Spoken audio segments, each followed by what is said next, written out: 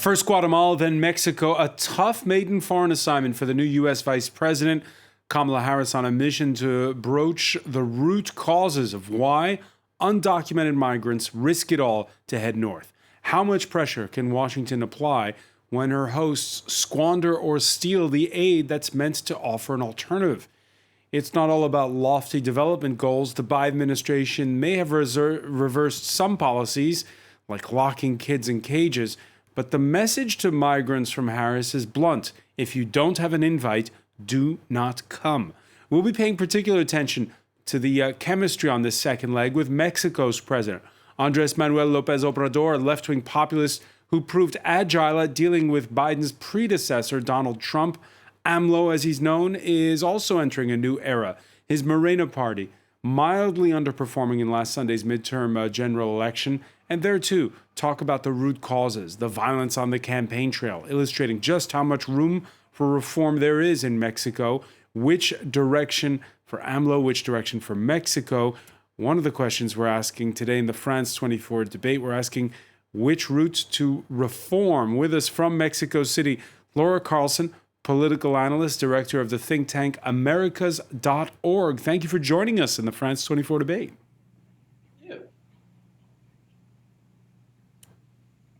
From Washington, we're pleased to welcome sociologist Ernesto Castañeda, who teaches at the American University, the author of Building Walls, Excluding Latin People in the United States. Thanks for joining us.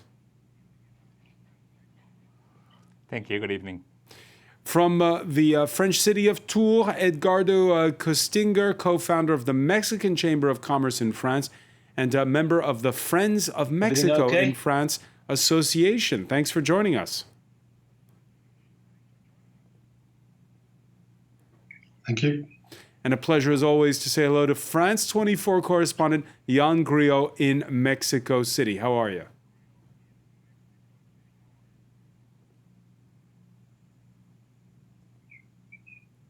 The France 24 debate on Facebook and Twitter, the hashtag F24debate. Yet no more children in cages in the U.S., but the number of those apprehended at the southern border, well, it spiked after the election of Joe Biden. It's as you can see on this chart, tapered off a little bit since, but neither Democrats nor Republicans want to see another surge. Do not come. The United States will continue to enforce our laws and secure our border. There are legal methods by which migration can and should occur. Ernesto Castañeda, your reaction to that statement by Kamala Harris? That is a strong statement that is not very diplomatic, especially when you're visiting other countries. And it's been really correctly criticized from the left in the United States as a welcoming, and also it seems to try to undo the U.S.'s responsibility to those looking for amnesty and refuge. But we have to understand that President Harris has the pressure from the Republicans to show that she's not tough, that she's tough and she's not soft on immigration. And also there's the criticism and the myth that some people may have in Central America that the U.S. border is open, which is not true. And as you say, it wouldn't look good for them to have more people coming right now in an orderly fashion. Laura Carlson, did her tone surprise you? It didn't surprise me, but it certainly did disappoint me. To say don't come is to act as if Central Americans get up in the morning and decide whether they're going to go visit their grandmother. She knows perfectly well that the conditions that are forcing people to leave, sometimes from one day to another, from villages and cities in Central America, especially the Northern Triangle countries, are dire. And to simply say as a message, don't come, and then to follow it up by saying we will enforce our laws and we will secure our border, as if again buying into that whole framework of migrants as a threat and eliminating the legal category of asylum seekers who have a right to seek protection in the United States or any other country, is a very disappointing and discouraging a message, and it does not bode well for her ability to solve this problem. Eduardo Kustinger, you agree? Yeah, well, I think I had the same feeling. I think she was very straightforward, and I think it was kind of, I don't know, a big statement, because I don't think that the United States government will be interested in extending the Sembrando Vida program to Central America and Mexico. I mean, linking this with the work visas for immigrants in the region. So it was like, sometimes people doesn't have any option. So they have to go to the north, go to the United States, and to look for better opportunities. All right. So part of the problem, says the Biden administration, is that people are recklessly endangering their lives when they attempt this perilous journey, and they're putting their lives in the hands of profiteers, smugglers. Swedish television, SVT, went to Guatemala, where they met a people smuggler. They dubbed him Carlos, not his real name, who described what it takes to reach Texas. How much does a trip cost? Now it costs $10,000 if you want to get out of here to McAllen or Houston. The money you pay here goes to the cartels at the border. They charge a lot. In addition, you have to pay the police because they arrest people if you don't pay. And then you're handed over to the cartels. If you don't pay them the amount they desire, then your life is over. Can you imagine? So it's a business. You don't earn as much as people think. It's a long chain. The money has to be distributed amongst everybody. Maybe the border police and the police can be avoided, but definitely not the cartels. Jan Grillo, it's a business, that reporter asks the smuggler. Your thoughts on that? Yeah, it certainly is. I mean, I've covered this for 20 years in this region, and I've seen a change in that business. It used to be more, you'd have independent smugglers be able to go through and for less money. And then you've seen the takeover of this business by the major cartels, as that smuggler correctly described, who were charging a big premium. And there's massive inflation, so like $10,000 times that by the number of people, that's a lot of money. So it is. Now, this really shows a big difficulty, and one of the central problems in managing something like the immigration issue is the harder you attempt to make it, the more you increase the profits of organized crime. So you put walls on the border, they go further into the desert, and they charge more money. So it really is certainly a very violent business. There's cartels carrying out effectively an armed conflict over the profits of various businesses in Mexico and Central America. But there's no easy solutions. And what I see lacking still from the Biden administration is a coherent strategy to try and say, how do we deal with these very connected issues of violence, which is both driving people from Central America, but also as part of the profits of people getting to the United States, guns coming from the United States to Mexico, a big part of this, drugs, all of these things are connected. And I see no coherent strategy currently from the Biden administration. But in fairness, Jan, Kamala Harris didn't come promising a silver bullet here. This is a first trip. Yes, it is a first trip, but still, I mean, this issue has been going on for a long time. This issue of the border, it's a central issue for the United States. It was one of the issues that brought Trump to power. So you would hope that the Democratic Party and this government would have more of a coherent strategy, more of some kind of position on this. Because initially, when they began the administration and suddenly there was this idea of a surge of migrants, among us journalists covering this, we were all talking about this before Biden took power, about the fact there was going to be a big, large increase in migrants crossing the border and refugees and so forth. So you think they'd have something a bit better prepared than what they have at the moment. Do you share that view, Ernesto Castañeda, that the Biden administration seems a little bit to be improvising still? Well, let's not forget that the Trump administration gutted a lot of the asylum and refugee system. They also didn't hire enough immigration personnel. So part of the problem that the Biden administration had was processing these minors coming through the border because there was no staff. Because even though they had asked the Trump administration before they took power to beef up these offices, Trump administration didn't do that on purpose, kind of putting a trap there for them. So it's not a responsibility only of Biden. And actually, this administration has been really fast in hiring people, establishing shelters, and locating the minors. So we have to be patient. They just started the government, and they have been improving a lot. There is a little bit of improvisation, so that's what a framework that is based on human rights and access to asylum is the best way to pressure the administration to do the right thing. Laura Carlson, what did you do? You put the focus first on the smugglers or on prevention, telling people don't go because it's dangerous? Well, prevention is not going to work unless you deal with the root causes. And when they talk about root causes, they're not really going to the root causes. The smugglers are providing a service that people need.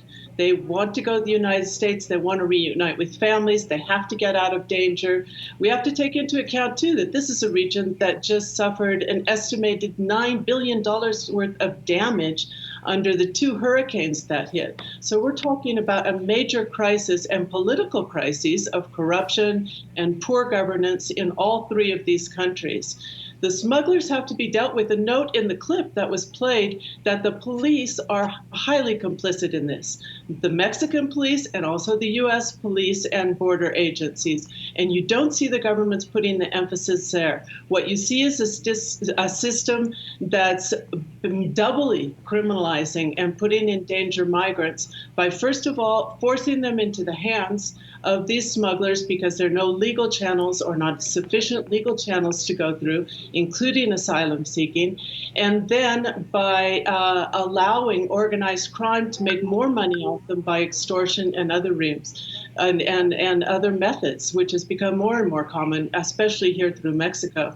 So unless they deal with the structural corruption within the state itself in both countries, they can't solve this problem. Yeah, let's talk about that issue a minute. It's a political minefield. When your first foreign trip as U.S. Vice President, your host in Guatemala has recently named his chief of staff to the country's highest court. Still, Kamala Harris telling Alejandro Giammattei of Washington's plans for an anti-corruption task force. The President and I discussed the importance of anti-corruption and the importance of an independent judiciary. The United States will create an anti-corruption task force, the first of its kind. Our Justice Department, our Treasury Department, and our State Department will work together to conduct investigations and train local law enforcement to conduct their own. Our task force will support Guatemalan prosecutors, including FICI, and listen, no corruption. Corruption does not know borders. So, Laura Carlson, the idea of the U.S. Justice and Treasury Department, the State Department getting involved, training local law enforcement, your reaction? No, I am extremely pessimistic about that plan. First of all, look at the United States and what's happening in terms of the behavior of the police there. There's a serious problem with abuses of human rights within the United States police, and they really do not have the moral authority to be providing training to other countries. And second of all, the United States in its foreign policy has encouraged dictators and corrupt leaders in Central America for decades and has never shown a real consistent concern for corruption. And then third, and this is something that we've been saying, our think tank specializes in the security relationship, and especially since the Merida Initiative, that you can't do this according to this plan of confronting security issues with militarization and without going to what are really the root causes. What are really the root causes? You agree with that, Eduardo Kustinger? Yeah, well, it's complicated because I think this is global problem, needs global solutions. And it's just like corruption and impunity in Mexico, it's quite rooted. And there's a part of, cultural aspect, la mordida, it's something that it's unfortunately very rooted in Mexico. But at the same time, I think there are organizations like Mexicanos contra la Corrupción y la Impunidad that are doing fine things. And unfortunately, the Mexican government has to support this organization and not to be hostile to them. And I think that it's a statement that President Biden said very clearly, that the society has to have a very important part of this, because the solution is there. So civil society and the private sector has to fight this also, because the government won't be able to hold this problem alone. So, and you agree with Laura that training local law enforcement, a task force for Guatemala to stamp out corruption, that's not necessarily the way to go? Well, it's part of the solution, but it's the problem is so rooted because of it's a business. So you have to avoid that business. You have to try to fight that business, because as I remember when I went there and I was traveling there, I could see that migration becomes a business, and all the people that really wants to have a better life condition, they find someone, and this person will make some money and help them to go through the border, and then probably abandon people, and that's what happens all the time.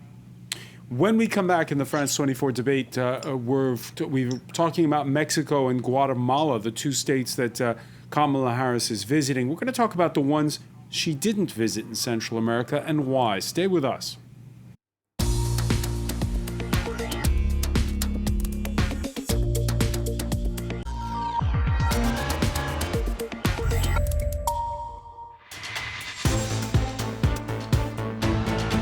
Welcome back, or welcome if you're just joining us. It's the France 24 debate, and we're looking at the buzzword we've heard a lot this week: root causes. Root causes of why people risk it all to try to make it to the United States from Central America, putting their lives in the hands of unscrupulous smugglers to do so. Kamala Harris, the U.S. Vice President, making her first important foreign trip in the job to Guatemala and Mexico. We're talking about it with Laura Carlson, who joins us from Mexico City, a political analyst and director of the think tank Americas.org. From Washington, sociologist Ernesto Castañeda, associate professor at American University, the author of Building Walls, Excluding Latin People in the United States. From Tours in the Loire Valley in France, Eduardo Kustinger, co-founder of the Mexican Chamber of Commerce in France, and our correspondent Jan Grillo in Mexico City. Harris's Central American tour, going to Guatemala, now going to Mexico, and avoiding two other so-called Northern Triangle states. Honduras, whose president, Juan Orlando Hernandez, was implicated in cocaine trafficking in a New York court case earlier this year, or El Salvador, where parliament, controlled by the party of Nayib Bukele, fired judges recently and the attorney general, Bukele, who says he's ready to take on all comers. They call us countries of the Northern Triangle. They say that we need help, people of the third world. And in certain ways we are, but why can't we dream of having our independence? Why do we have to feel like we're less than others and be condemned as such? Yes, we're small, but what's bad about dreaming about being big in things that really matter? Why can't we be successful as well? It's often fallen on us to make decisions which not everyone will agree upon. That's our right, even if it makes some uncomfortable. Jan Grillo, your reaction to that statement from earlier in the week? Yeah, it's quite a statement there, and Bukele has certainly ruffled some feathers in the United States, and there's been a lot of tension.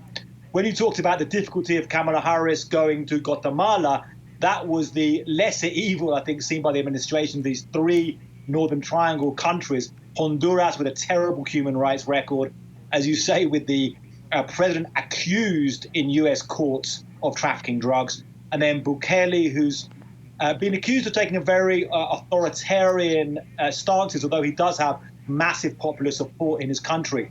I think getting back to this central issue, I think a very, very central issue about this, which we talked about earlier, about how do you deal with this? And it's kind of a double bind. On one side, you've got these very corrupt governments, very authoritarian-leaning governments, and it's very hard for the US to work with them.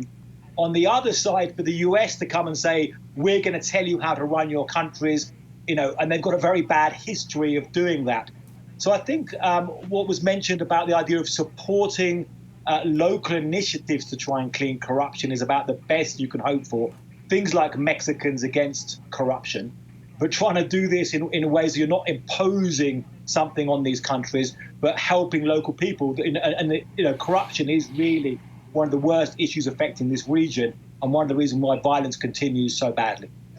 Well, Ernesto Castañeda, picking up on what Jan just said, what's the way to approach it when you leave the United States?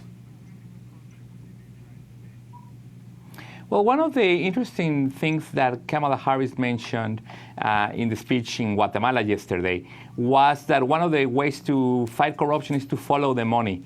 As we know, a lot of these corruptly taken funds end up in cities like Miami. So the U.S. can keep a better track of these foreign bank accounts and maybe take some of those resources. Another big development that happened in Guatemala is that there was an agreement between the government of Guatemala and the government of the United States that if the United States takes this money from corrupt origin in the United States or from organized crime, they're not going to keep it like they normally do in the Treasury here in the U.S., but they're actually going to return it to Guatemala to be used in anti-corruption and anti-poverty programs. I think that's a good development in the right direction. And it is easier to follow the money in the digital age, Ernesto. In a way, it's harder, but what the operation recently, where the U.S. government was able to track the cryptocurrency paid to this criminal group that had hacked some of these key infrastructures in the U.S., shows that the U.S. has the ability to track even digital and cryptocurrencies when it has the determination to do so. Laura Carlson, you agree the way to go about it is to follow the money? Yeah, I do. I think that there are two things the United States can do. One is to follow the money, and that means going back home, and not to try to fix other countries when the major part of money laundering and gun smuggling and the financial empire of organized crime, including retail sales, which of course are the biggest source of income for the whole chain of drug trafficking, happens in the United States. So if the United States can resolve the problem through legalization, through regularization of the laws in the United States, it would do a huge favor to these countries in Central America. And then I'm not as in favor of just a blanket strategy of funding civil society organizations, because almost all of those programs, including the famous democracy promotion programs in the United States that have their origins in the Cold War, have a political agenda. If you look at Mexicans Against Corruption, it'd be very difficult. You'd have to be very naive, considering the people who are behind it, to say that there's not a political agenda there. So the second point would be to just do no harm. The United States government stood up beside Juan Orlando Hernandez and helped him steal an election that put him in power against the will and with the brutal repression of a large part of the population. Now his brother was convicted on drug trafficking. He's still implicated in cases, and the depth of corruption in Honduras has just gone deeper and deeper. That happened under Donald Trump. Do you think it would happen again if on the watch of Joe Biden and Kamala Harris? We can certainly hope not, but we have to remember that the Obama administration orchestrated the exit of Zelaya without returning to constitutional rule before holding elections again. So there's certainly some precedents within history that show that they have not learned the lesson that self-determination and democracy are really the basis for putting these countries back on their feet. Edgardo Kustinger, you agree that it's sending funding organizations is perhaps not the way to go when you're the United States of America? Yes, I think it's the best thing to do, because it's the empowering society will create, let's say, a positive effect against narco-traffickers. Why? Because they are, as you can see now with the elections, they rule. I think there's a lack of real strategy against the organized crime that has reflect a lack of authority, and the criminals take advantage of. So I think the social civility has to really be empowered and has to really become, let's say, the other part of the coin. Let's say to empower people, I mean, through their associations, to really put the pressure in the government and to try to build the financial instruments to track that money and to try to avoid so much money laundering that is happening now. All right, let's talk before we go about what's going on inside of Mexico. What with Kamala Harris arriving in the aftermath of a major midterm election. It was a mixed bag for the country's president on Sunday. Big gains in state elections, but a slight loss of seats in Congress. Andrés Manuel López Obrador, Mexico's president, will not have the kind of two-thirds supermajority that would allow him to alter the Constitution. There you see on this pie chart, his Morena party is the one to the left in red. He'll still be able to govern with the Workers' Party and the Greens. Nonetheless, we see that the opposition has made some grounds according to those provisional results. However, AMLO can still pass legislation. I am very happy because Mexicans came together and passed this test to show that we want to live freely with democracy and without violence. We want to live freely with democracy and without violence, Jan Grillo. We're coming off an election where there were 34 candidates killed on the campaign trail. Yes, I mean, certainly a very brutal campaign. That's something that's been very worrying for some years. One of the candidates who was murdered, Abel Morrieta, I had had dinner with him the year before. He seemed like a very determined guy, a guy who was also a lawyer defending some important cases. That's very, very worrying. But it must be said that one thing we have seen in Mexico is, despite the attacks on candidates in the campaigns, Mexico does carry out elections, has shown they can carry out elections in these circumstances and do those and have relatively few incidents on the election day itself. So there's a certain achievement there, and there is something that the president is saying. It is important that Mexico keeps on having these elections, but the power of cartels and these local levels, the murder of candidates, is something that is very worrying. Something that's worrying, and this violence, the subtext for the campaign, or is it also, Jan, what we've seen, 24 hours ago we were talking about Peru's elections, the combination of COVID and the rejection of corruption? I think the violence is often connected to very local issues. You see a power of cartels at very local issues, and the figure of mayor is very important to them. So I think this is something which predates COVID. You saw a lot of violence in 2018 elections as well, where there were a lot of mayoral elections.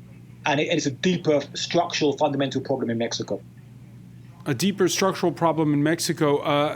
Laura Carlson, your thoughts on what message these midterms send, and what they send in the context of, what we've been discussing this hour on how to offer an alternative to people having to get up and go.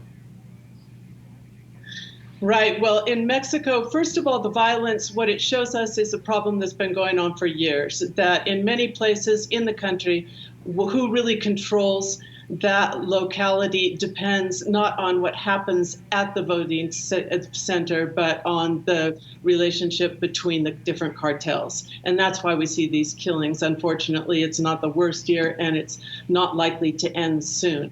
Then in terms of what happened to the Morena Party, what we see is a loss of power in Mexico City and a loss of power in Congress, although they still can legislate.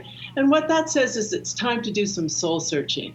In general, they have to listen more to what people are saying about specific criticisms instead of considering every criticism that comes from feminist movements, that comes from environmental movements and others, including the opposition, which is rabidly opposed to the president, but that they have to take that into account. So in that sense, what's happened in the midterm elections is not necessarily negative and could actually contribute to moving forward on some of the agendas of social equality that are at the top of the program for the Morena and López Obrador government. So the way the makeup of Parliament will be now, the Congress will be, are you saying that it'll be easier or harder to reform?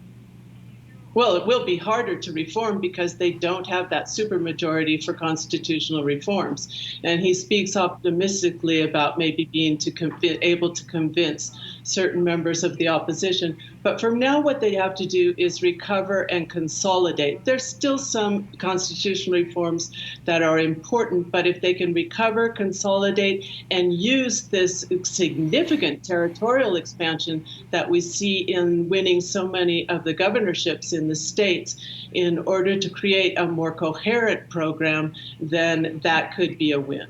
Eduardo Kustinger, how do you explain it, the fact that the ruling party loses seats in Congress but gains in state elections?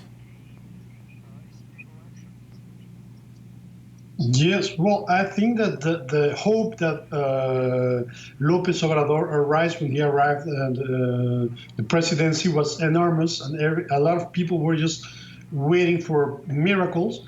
And unfortunately, I think that he has let down the middle class that vote for him at the beginning, because he has not ensured actions and results for the common good. And at the same time, I think there's still a possibility to react and to really, with the coalition, Va por Mexico, and to really try to find a balance between powers, and maybe there will be more dialogue. I hope that there will be more dialogue. It won't be so polarized, and then some, let's say, reforms could be made to put the country again on the road. Ernesto Castañeda, when AMLO was elected, people thought this firebrand leftist, he's going to basically be going to war with Donald Trump, who was then the U.S. president, and he managed to handle him. What do you see as the chemistry between AMLO and Joe Biden will be?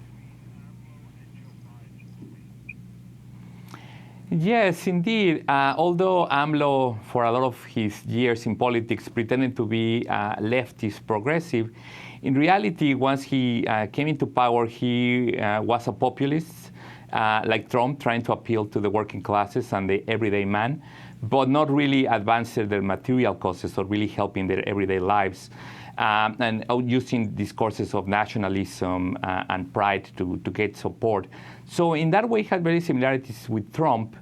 And also something that Guatemala and Mexico were willing to do was to do the dirty job of enforcing immigration laws by not letting immigrants get to the U.S.-Mexico border. That's something that El Salvador has not done. Another reason why Kamala Harris did not visit El Salvador, who has shown more independence in that regard. So the chemistry with Biden has been cooler because there hasn't been that much interaction recently.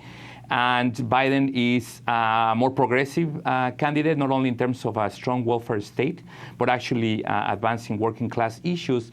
And somehow AMLO hasn't been able to use that in his favor.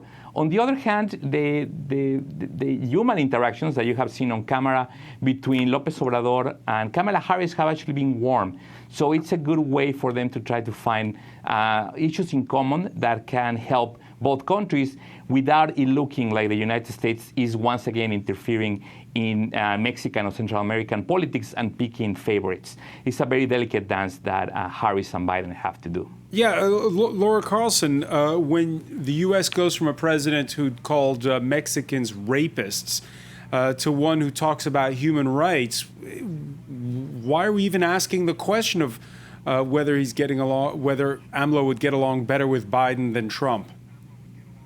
Well, because he got along so well with Donald Trump, which is kind of an enigma to many of us. He was willing to take on the job of police to the detriment of the human rights of Central American migrants coming up through Mexico in return for getting rid of these strong-arm threats like the tariffs. And yet, if you look at the discourse, there was just constant praise for Donald Trump. There seems to be a fear that a Biden administration will be more interventionist in subtle ways, and there really has not been a close relationship.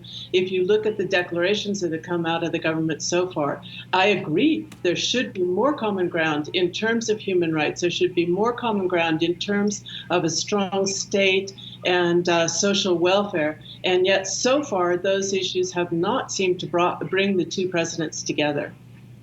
Jan Grillo, your thoughts on this? I think there's an interesting dilemma here of a difference between left and right agendas and more populist, or what the populists would say are elitist agendas.